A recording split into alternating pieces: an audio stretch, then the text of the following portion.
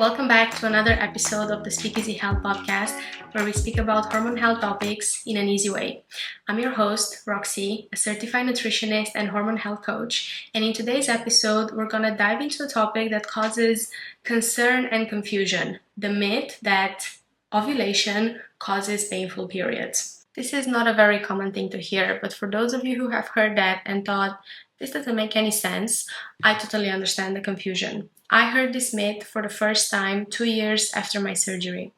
I had an open abdominal surgery, also known as a C-section, to take out a 17 centimeters dermoid cyst out of my ovary that was causing extremely painful periods. I had a catch up with my doctor after 2 years after my surgery, and she asked me, "How are your painful periods?" To which I replied, "They're no longer painful because now I ovulate every month." And what she said in reply to that shocked me because of all the knowledge that I currently possess on how a woman's body is supposed to function in a healthy way. She said that in med school and in their medical textbooks, they are taught that ovulation is dangerous because it causes period pain. And we continued talking about this, and eventually we agreed that this is an outdated knowledge and is not true at all.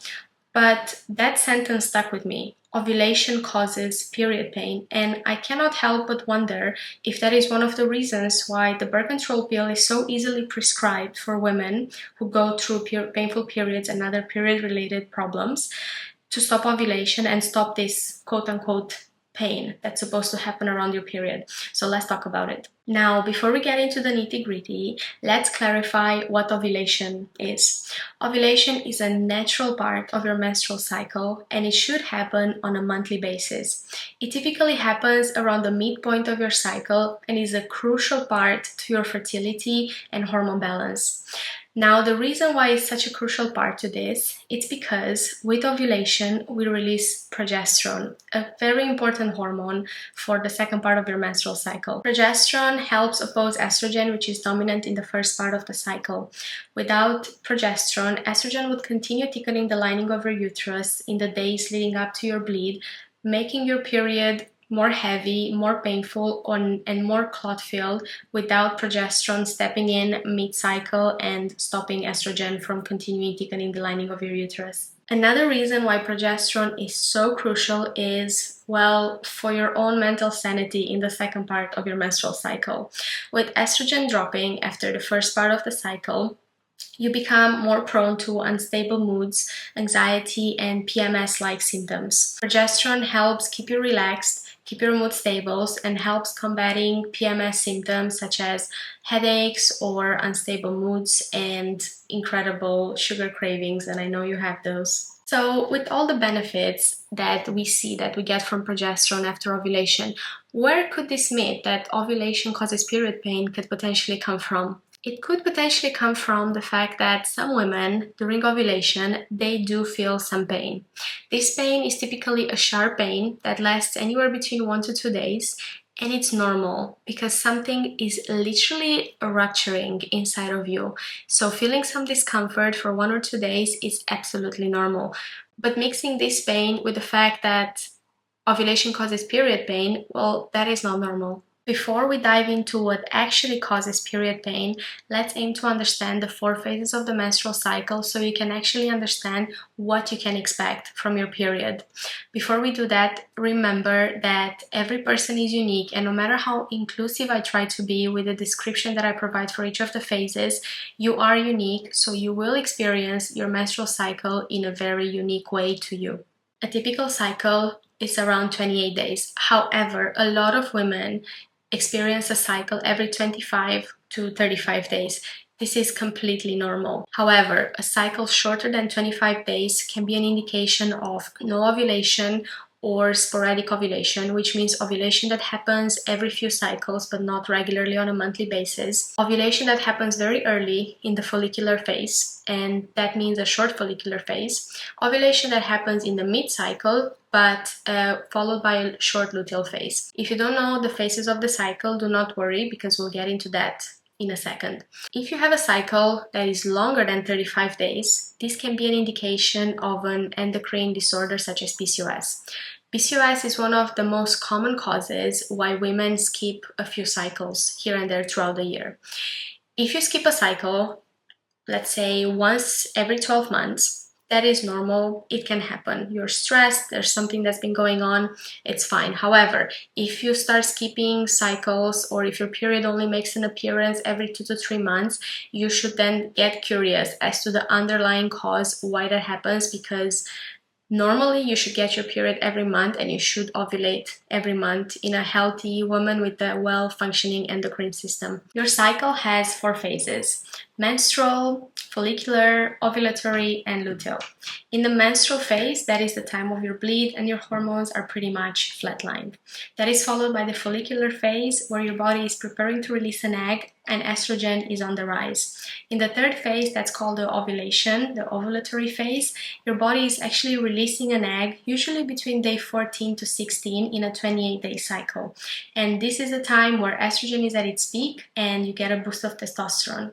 That is followed by the luteal phase, after your body has actually released an egg, and this time is the time leading to your bleed. I won't tell you how you should be feeling during each phase of the cycle, because that is very personal to you. What I will tell you is actual reasons why you can potentially have period pain. And one of the most common ones is prostaglandins. So prostaglandins are hormone-like chemicals that are produced during your cycle, and they actually help your uterus contract to shed the lining during your bleeds. The problem comes in when they're produced in excess, and that can lead to more contractions of the uterus, which then result in the pain that you experience during the first 1, 2, 3 days of your bleed. There are 2 types of prostaglandins, an inflammatory and an anti-inflammatory one. In a previous episode, I spoke about how inflammation can actually be a good thing and how the body raises inflammatory markers when there is something to heal in the body, whether it's an external wound or an internal infection.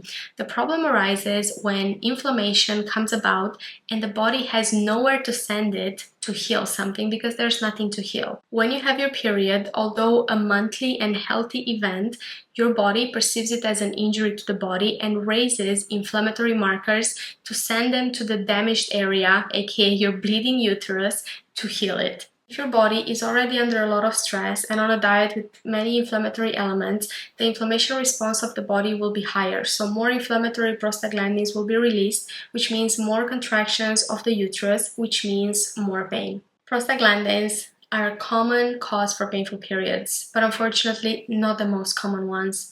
Polycystic ovarian syndrome, or PCOS, and endometriosis are 2 of the most prevalent endocrine conditions where women experience painful periods, missing periods, or irregular periods.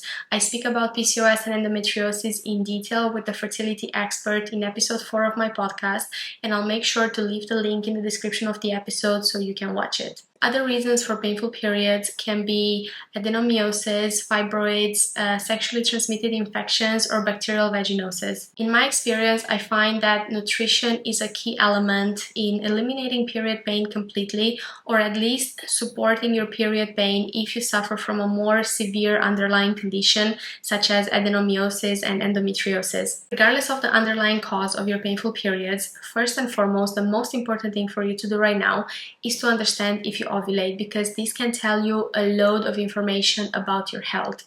I created a free tracker to help you achieve that, which you can download by following the description, the link in the description of the episode, and you can get it for free. This will help support you track basal body temperature as well as cervical mucus, and it will show you the data over time in a graph to let you know if you've ovulated in that month or not. I always suggest to do this for at least 2, 3, 4 months until you actually understand your unique pattern. If you don't know how to track your basal body temperature and cervical mucus, I get it. It can be really confusing. So you can join my membership, Hormone Premium, where you have access to a full course which will teach you how to track basal body temperature.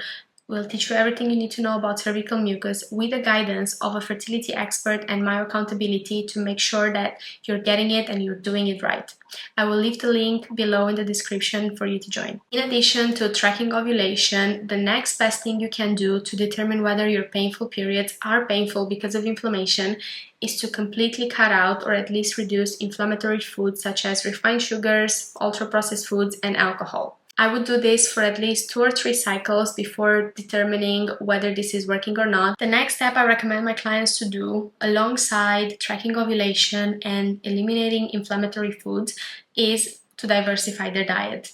Inside my membership, you will find a plan tracker together with 50 plus recipes that are ready in 20 minutes and are designed to support diversify your diet, plus accountability for me to make sure that you're supported throughout this process.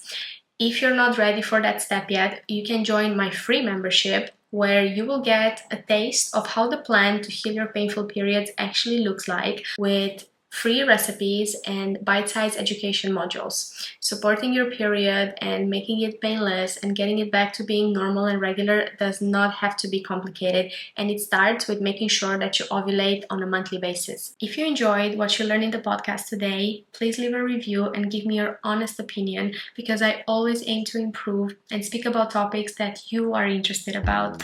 Also, make sure you share it with a friend and subscribe so you're the first one to know when a new episode drops. See you in the next episode.